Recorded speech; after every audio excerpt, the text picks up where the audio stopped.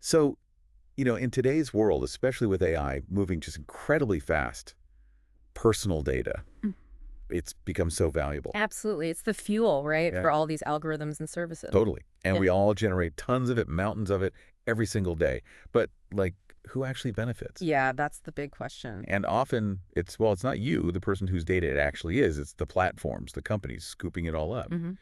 Now, you sent over some really interesting stuff, some documents about a project called Vana. Yeah, Vanna. And our mission for this deep dive is pretty straightforward. We're just going to unpack what these sources you sent us actually say about Vana. Okay. We want to get our heads around what it is, how it uh, aids to kind of shift that power balance, put data ownership back with individuals. Right. And the value, too. Exactly, the value, and figure out what the potential ripples could be for AI, for the digital economy, Uh, but using only what's in these documents you shared. got it. Purely source-based. So right off the bat, the sources flag Vana as something specific. They call it an EVM-compatible Layer 1 blockchain. Okay, standard tech, but with a focus. Yeah, built specifically, they say, for user-owned data. The big swing here seems to be turning human data into what they call a new on-chain asset class.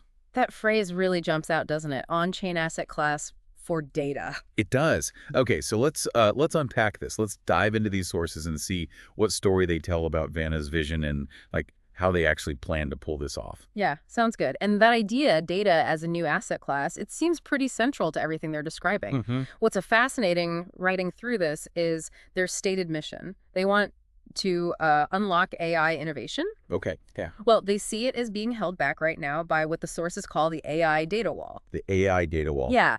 The argument in the documents is that the really valuable private data, it's basically trapped in silos. It's just not accessible to the AI developers who can use it to build, much better models.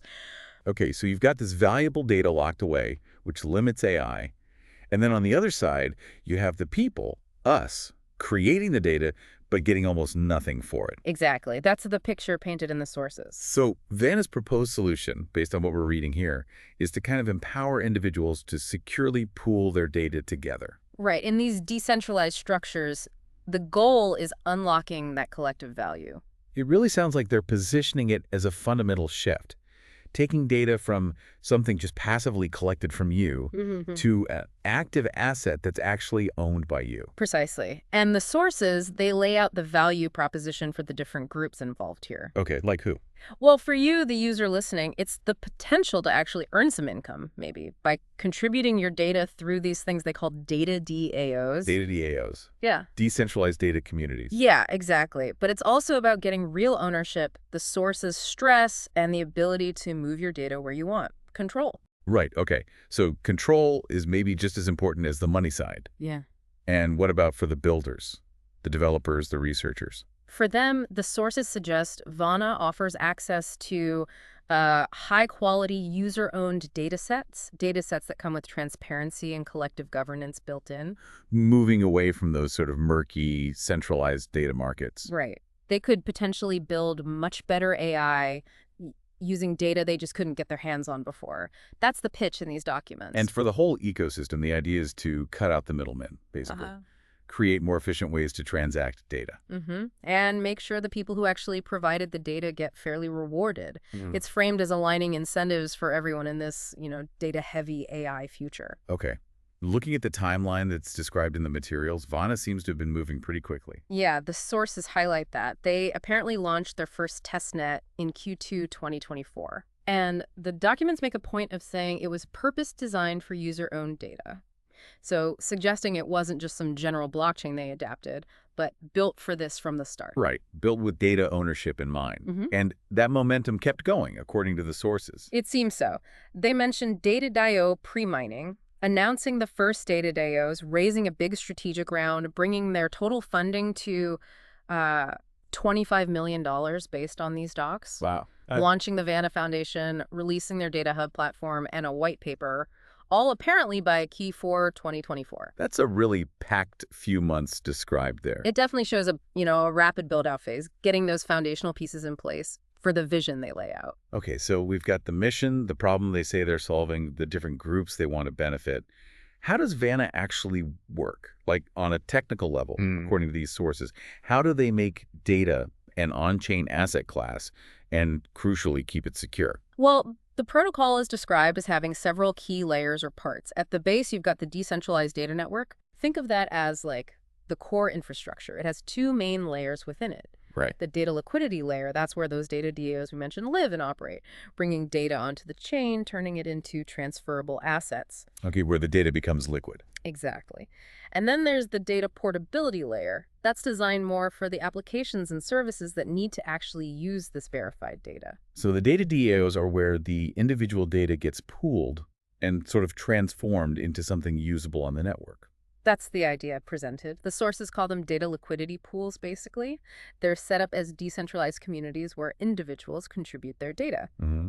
This data then gets tokenized somehow, making it available for specific uses like, say, training an AI model. The whole pooling idea is meant to create a much more valuable liquid data collection than any one person could offer alone. Right, strength in numbers. And the sources mention different kinds of network participants, validators. They do. You've got your standard L1 validators, the kind you'd expect on any layer 1 blockchain, securing the network, validating general transactions, pretty standard stuff. Okay. But then they also introduced something called Satya validators. Anti-validators, what do? These are described as specialized validators. They focus specifically on verifying the data contributions within the DataDAOs. Ah, okay. Verifying the actual data inputs. How? And they do this using secure, trusted execution environments, TEEs. Okay, T's. Those are like secure little black boxes on a chip, aren't they? Exactly. They let you run calculations on data inside that secure zone without anyone, not even the computer's owner, seeing the raw data. That seems really important for privacy here. Absolutely crucial. And the sources directly link this to their proof of contribution mechanism, or PPay. Proof of contribution. Yeah, PPay is described as their method for validating that the data being contributed is, authentic, high quality, unique, but doing it in a way that keeps privacy intact and is decentralized. How does it do that? Well, the documents mention it uses either local zero-knowledge proofs, ZKPs, or that T verification that the Satya validators handle. Oh, okay, I see. So proof of contribution is the system checking the value and validity of the data going into a DataDAO. Right. And it uses privacy tech like Ts and ZKPs, so it can do that without actually exposing your sensitive personal data. Okay, that connects the dots. Now, this is where it gets really interesting for anyone looking at the ecosystem incentives. The Vana token. What role does this token play in making all this work? Well, the sources describe the Vana token as absolutely fundamental. It's the native utility and governance token. Okay, utility and governance. Standard roles, but how does it apply here specifically? Well, for utility, validators have to stake Vana, lock it up to help secure the network and validate transactions. That's pretty typical for proof-of-stake chains. Right, so staking Vana helps keep the basic blockchain secure and running. Yes. And Vana is actually required, according to these sources, for basically all operations on the network. All of them. Like what? Running smart contracts, doing data operations, interacting with those DataDAOs we keep talking about. It's positioned as the main medium of exchange within the whole Vana ecosystem. Okay, so you need Vana just to do stuff on the network. How does it tie back to the DataDAOs and the people contributing data? So users can also stake Vana. They can stake it to support specific DataDAOs they like or trust. Ah, interesting. Why would they do that? The sources state this staking influences their eligibility for rewards, and it also creates competition among the DataDAOs, pushing them to attract support and presumably maintain data quality. So the DataDAOs with the most Vana staked get rewarded. Yeah, rewarded with token emissions, according to the document. That's quite clever, actually. Staking Vana becomes a way for the community to signal which data pools they think are the most valuable or trustworthy. It helps curate quality. Exactly. That seems to be the idea presented. The sources also note Vana is the default token for accessing the data sets managed by these DataDAOs. So if an AI company wants to use the data, they'd likely need Vana to pay for it, although the docs say other payment methods could potentially be enabled later. And interestingly, if a DataDAO decides to issue its own specific token, Vana is intended to be the primary trading pair for that new token. Okay, so DataDAOs could have their own little microeconomies, but still tied back to the main Vana token. Seems like it. Yeah. And beyond all that utility, Vana holders also get a say in the network's future, right? Governance. Yes, the sources are clear on that. Vana holders will have governance rights. Yeah. They get to vote on proposals, key network parameters, that sort of thing. The plan described is for governance to eventually transition fully to the community through a Vana DAO structure. The documents also give some details on the total token supply and how it's initially split up, allocations for network security, ecosystem growth, the community. Right, the tokenomics breakdown. Yeah. So that paints a pretty clear picture of how the Vana token is meant to be woven into, well, the whole fabric of the system, utility and governance. Definitely central. Now, looking at some of the statistics provided in the sources, it seems like there's been quite a bit of early traction even before the mainnet was fully up and running. The sources definitely highlight that early engagement, yeah. As of the date they reference, anyway, they report hitting 2 million users. 2 million users, wow. Who have apparently contributed something like 6.5 million data points to AI applications already on the platform. Okay, that's significant. They also point to a large and active community, Discord, Twitter, mentioning hundreds of DataDAO builders actively creating things, and dozens of user-owned data apps already being developed. That level of early adoption, especially for a project tackling something as complex as user-owned data and privacy on a blockchain, that seems like a really noteworthy point from these sources. It certainly suggests strong initial interest, yeah. And maybe some validation for the core concept and the platform progress they'd made up to that point described in the documents. Okay, so what's next? What does the roadmap lead out and the sources tell us about where Vana plans to go from here? Well, the roadmap is structured in distinct phases.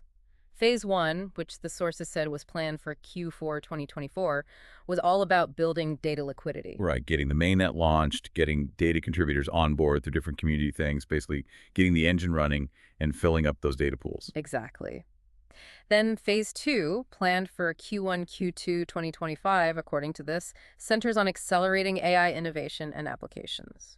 Okay, so moving beyond just collecting data to actually using it more. Right. This means really scaling the ecosystem, bringing on more DataDAOs, getting third-party developers building. It involves rolling out those data portability features we mentioned earlier, and facilitating the creation of data-powered AI agents, likely through partnerships they talk about. They also mention platform upgrades for better scalability and security, and importantly, integrating with Web 2 sources of data demand. Connecting to the existing AI world where the demand already is. Yeah, bridging that gap. Okay, so phase 2 is about expanding the data types, getting more devs building apps on the data, and linking up with established AI use cases. Makes sense. What's after that? Phase 3, looking ahead to Q3, Q4 2025 in these plans, shifts the focus towards decentralization and governance. Handing over the reins more. Yeah, deepening community involvement in decisions and starting to taper off those Vana token emissions that reward DataDAOs initially. The aim described is for the network sustainability to rely more on transaction fees over time rather than inflation. Okay, moving towards that full community control and self-sufficiency they seem to be aiming for. And then finally, Phase 4, planned way out for Q1, Q2 2026, focuses on network expansion. What does that involve? Things like working on seamless integration between different DataDAOs and exploring cross-chain interoperability. So connecting Vana and its data capabilities to other blockchain networks, potentially. That seems to be the long-term vision described, yeah. Allowing Vana to plug into the wider Web3 ecosystem. It's a pretty comprehensive long-term plan laid out in these sources, isn't it? Guiding the project towards decentralization and broader integration. Definitely ambitious. And they seem to back this up by mentioning several commercial and business development connections, too. Oh, yeah? Yes, the sources list a number of specific collaborations with other projects and companies across AI, blockchain infrastructure, data verification. They mention names like Flower AI, Talos Network, Autonomies Network, Reclaim Protocol, a few others. Okay. And also TensorSource, which sounds like a potential consumer of data. This all indicates a pretty strategic effort to build partnerships, doesn't it? To help expand the ecosystem and connect Vana's user-owned data stuff with other key tech and potential users. Right, not building in a vacuum. Okay, so let's bring this all together. What does this really mean for you, the listener? This deep dive into the Vana sources, it's really shown us a project with a very clear and ambitious goal. To build a decentralized infrastructure where individuals like you aren't just, data points being harvested, but active owners who can govern and potentially benefit from their own information, through these structures they call DataDAOs. It's framed very much as a deliberate break from the current model of big centralized data silos. Yeah, and we've explored how the sources say they aim to do this. We covered the core concept data as an on-chain asset, the Hmm. Vana token acting as a network's engine for utility and governance. Right? Those technical layers, the mechanisms like Ts, ZKPs, and that proof of contribution thing, all designed apparently to ensure privacy and data validity. And that detailed roadmap we just went through, showing their planned steps towards scaling the AI applications and eventually reaching full decentralization. It really emphasizes that shift the sources talk about, doesn't it? Changing data from something just passively extracted from you Mhm. to an active, valuable asset owned by you, supported by these specific mechanisms described in the documents to allow secure use and potentially compensation. And this brings up a really important question, kind of suggested by the whole context here of unlocking AI and benefiting users. Consider this. If AI really does become more and more reliant on getting access to huge amounts of high quality, maybe even private data, Which seems likely. right? And if projects like Vana actually succeed in creating a system where user data is both accessible but with proper permissions and governance, crucially, and where the contributors, the users, are fairly compensated, Yeah. well, what could that mean for the future of AI development itself, and maybe even more personally? What could that mean for how you think about and value your own digital footprint going forward? It suggests, based purely on the vision presented in these sources, a potentially significant shakeup in the digital economy and how our personal information fuels it, especially in this age of AI. That is definitely a lot to think about. And that wraps up this deep dive into the source material you shared about Vana and this whole fascinating concept of user-owned data.